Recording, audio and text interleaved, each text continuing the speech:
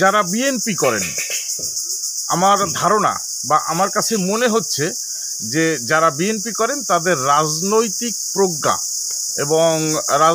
প্রজ্ঞা দিন দিন কমে যাচ্ছে। তারা রাজনৈতিকভাবে দেউলিয়া হয়ে যাচ্ছেন এবং কোথায় কিভাবে কখন কথা বলতে হবে, কি কথা বলতে হবে, এই বিষয়গুলো তারা আসলে মানসিকভাবে তাদের এতটা অস্থিরতা যে এই বিষয়গুলো তারা ভুলে যাচ্ছেন, এটাই মনে হচ্ছে।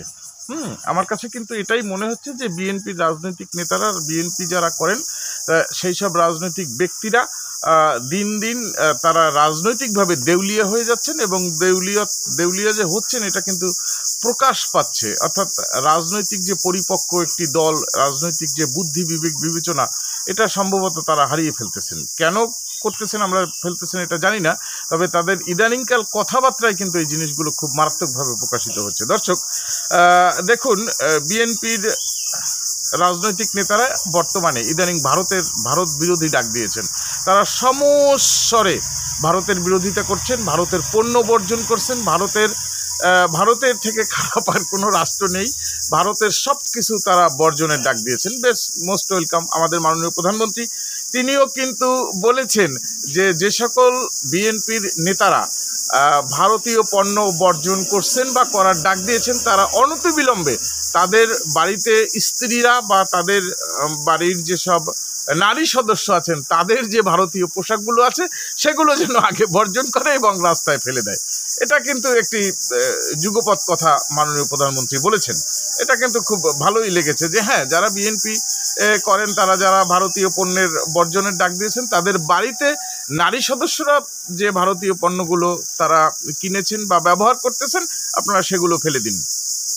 আমিও মাননীয় প্রধানমন্ত্রীর সাথে সহমত।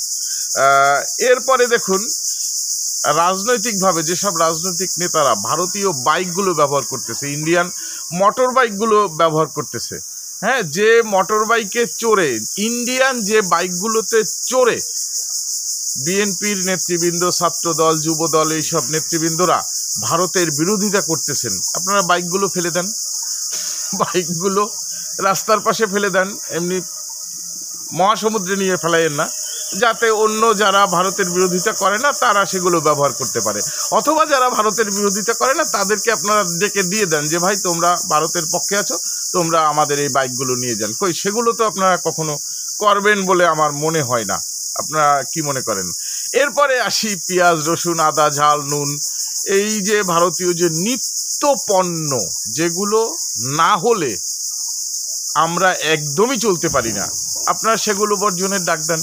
খুব মারাত্মকভাবে আপনারা ডাক দোয়াই দিয়ে বলেন যে আপনারা ভারতীয় পেঁয়াজ কোনো অবস্থাতেই বাজার থেকে কিনবেন না, আপনারা ভারতীয় আদা কিনবেন না, আপনারা ভারতীয় কাঁচামরিচ কিনবেন না, আপনারা ভারতীয় যেসব অন্যান্য তরকারি বা অন্যান্য মশলা এগুলো অবশ্যই কিনবেন না। জিরা, গরম মশলা, তারপরে ওই যে গরম মশলা, তারপরে এলাচি, দারচিনি, অবশ্যই আপনারা এগুলো কিনবেন না। আপনারা এগুলো বর্জন করার ডাক দেন, কোনো অসুবিধা নাই। এটা করে কি লাভ? সারাদিন ভারতের বিরোধিতা করে সেই আপনারাই আবার ভারতীয় দূতাবাসের কর্মকর্তাদেরকে কি বলে, কর্মকর্তাদেরকে তাদের বাড়িতে বাড়িতে গিয়ে আপনারা সেখানে খাওয়া দাওয়া করতেছেন।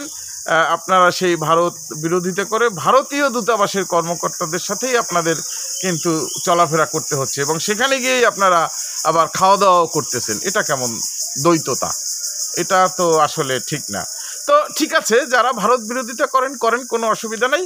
আমার কথা হলো ভারতের বিরোধিতা করবেন আবার ভারতের পণ্য ব্যবহার করবেন, এটা হতে পারে না, এটা বাদ দেন। ধন্যবাদ সকলকে।